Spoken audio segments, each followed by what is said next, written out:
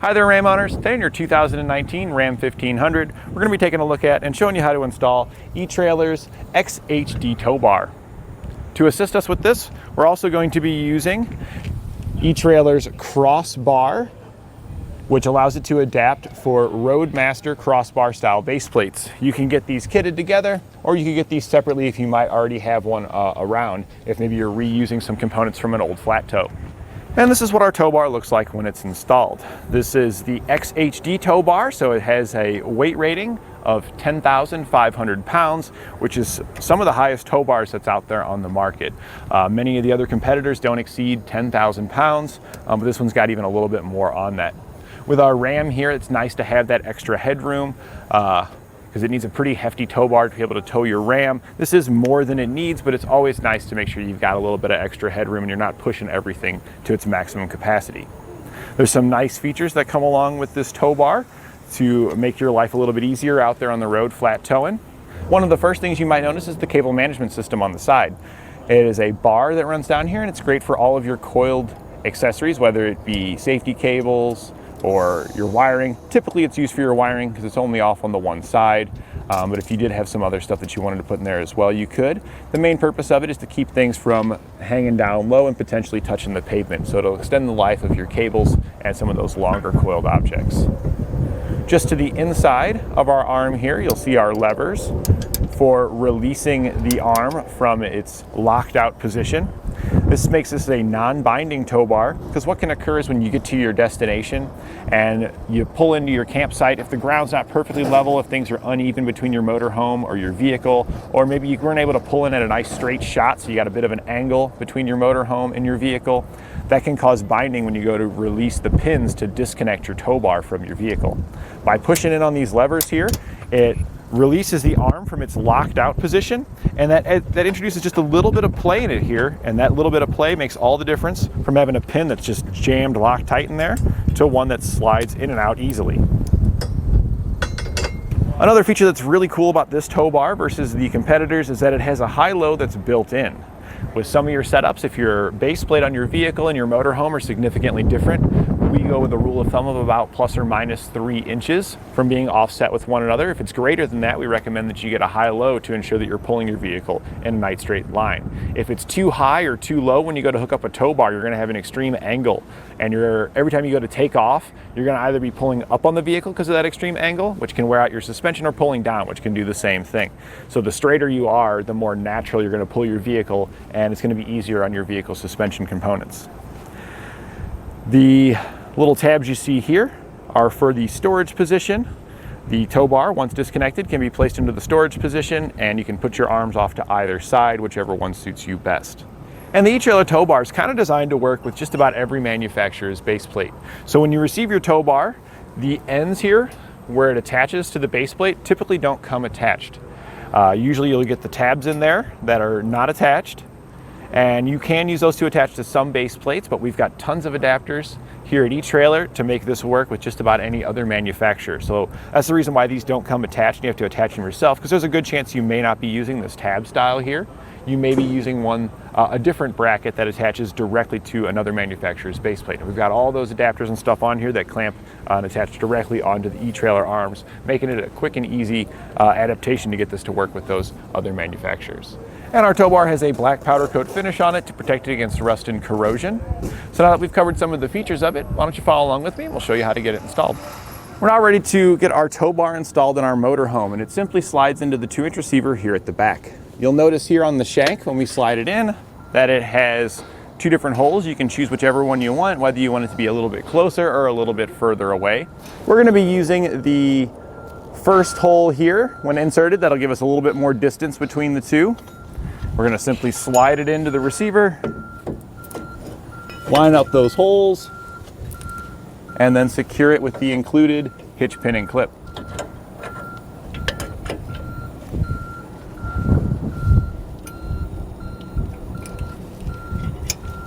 Now that we've got it secured, we're going to go ahead and attach our safety cables. So I like to just go ahead and spread the arms so I know kind of which arm's going to go where. This one I'm going to go ahead and put on the driver's side on our vehicle. This will attach to the passenger side of the vehicle. We want our cables to cross, so the one that's going to attach to the driver's side here, we're going to attach the cable to the passenger side of our hitch. And then we'll do the opposite with our other cable here. Now we got our safety cables attached here. We can attach the ends here for our arms. The etrailer tow bars, they come with, there's a lot of different kits of these etrailer tow bars because they come with various ends for hooking to various manufacturers' base plates. We're going to be using a kit today that allows this tow bar to attach to a Roadmaster Crossbar style base plate. So we're going to grab our ends that comes in the kit for attaching to this style. We can then take the bolt that comes in our kit here. We're going to take the end that we're going to attach and one of the bushings. We're going to slide the bushing on the top here, take our bolt, go down through the center of both till it goes down through the arm. And then I like to turn it sideways like this. And then we can slide this in the side, get our bolt through the washer and out the other side. We'll then secure that with a nylon locking nut. All this comes in the kit. We can then grab a 19mm socket and wrench to snug these down. And we needed this to be able to pivot. We don't want it to be real sloppy and loose like this. We want the bushings to kind of have just a subtle drag on them.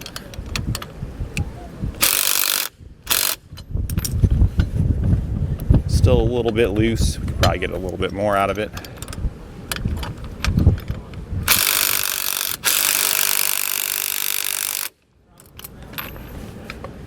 And that feels pretty good right there. It's nice subtle drag. It's not real stiff, but it's not going to flop around on you too much or anything like that and be making a bunch of noise. So we're going to do the same thing for the other one to get that tab attached over there. So now that we've got our arms attached here, there is another adjustment that we'll need to make back here, but we need to be hooked up to our vehicle to do that. That adjustment's here with these two bolts. There's a tilt here with the head, so you can get a little bit of adjustment here for high and low to adjust for the height. We're going to be doing that once we hook up, so we'll show you that here in a minute. Before we hook up though, I wanted to show you the storage position here on the tow bar. These little pegs here, located at the top, allow it to lock into place. If we lift up on the arm here and then bring it in, we can then drop it back down and that'll hold it right here into the storage position off to one side. You can then do the same thing with the other arm. You can either place it to the same side or you can place it to the opposite side. It just depends on which you prefer.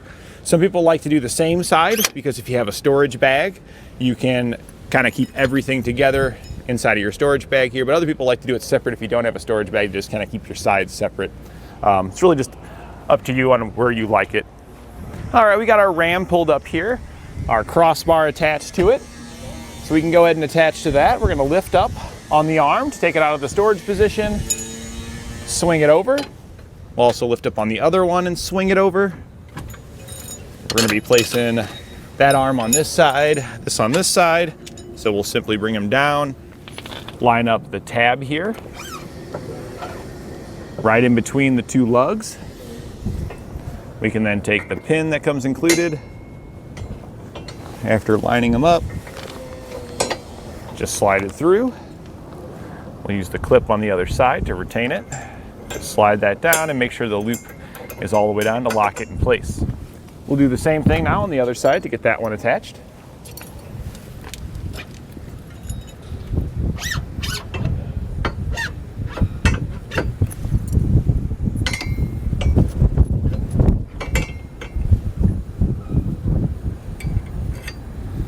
And then we can connect our safety cables. Those will attach right here to the crossbar.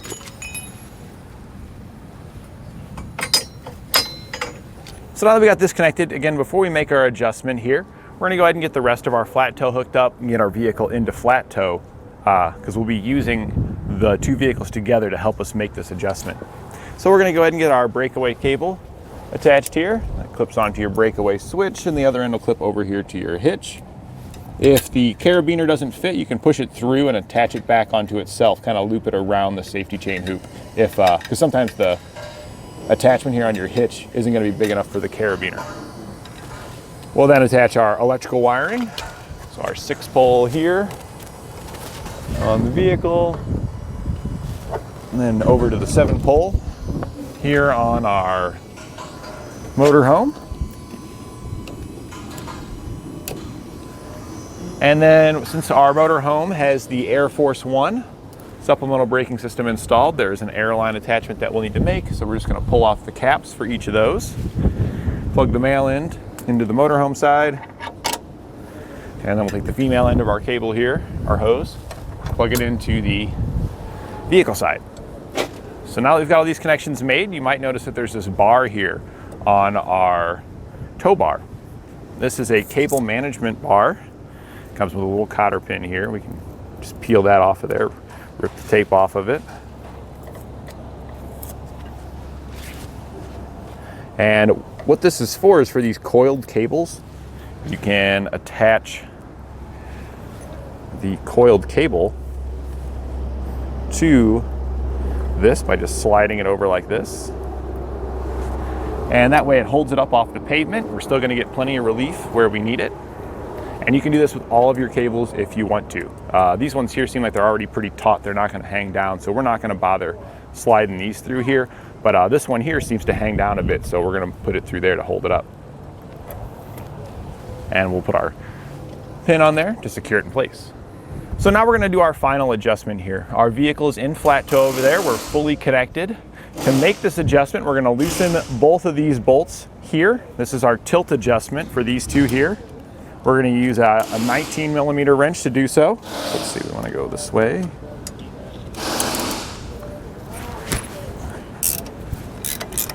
So we're just loosening these. Now, if you needed an additional rise out of this, you could adjust this even further to get more of a rise out of it. Because when it comes shipped to you, it comes in the slight drop position. You can see here where it inserts into the shank. It's got an angle here and it's attached down here. We get about 3 inches total up or down of adjustment on this tow bar itself without a high-low. So it's kind of nice that you've got kind of a small high-low built in. So it does come in that slight drop position here. I think it's about 1.5 inches roughly when it's in this position.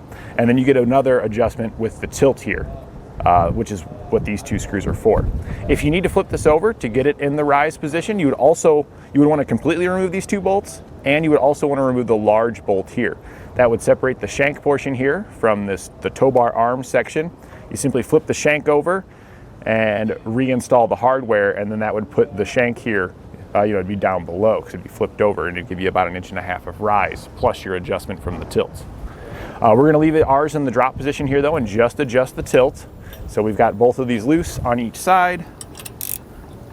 That's good enough. That way that you can get your tilt. We're going to hop into our motorhome now, and we're just going to pull forward just a little bit, and that's going to pull this taut, and that's going to adjust the angle right where we want it to make sure it's in a nice straight line. So we're going to hop in the motorhome now and just pull forward. It doesn't need to be very far, mainly just to have the arms extend and lock into place to get some tension on this. We can then just go back and tighten these down.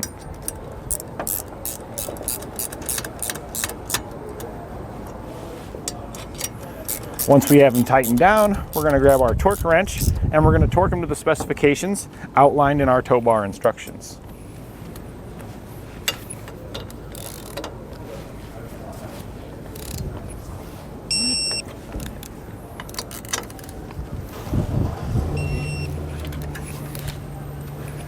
And now we're fully adjusted and connected. At this point, we're ready to hit the road.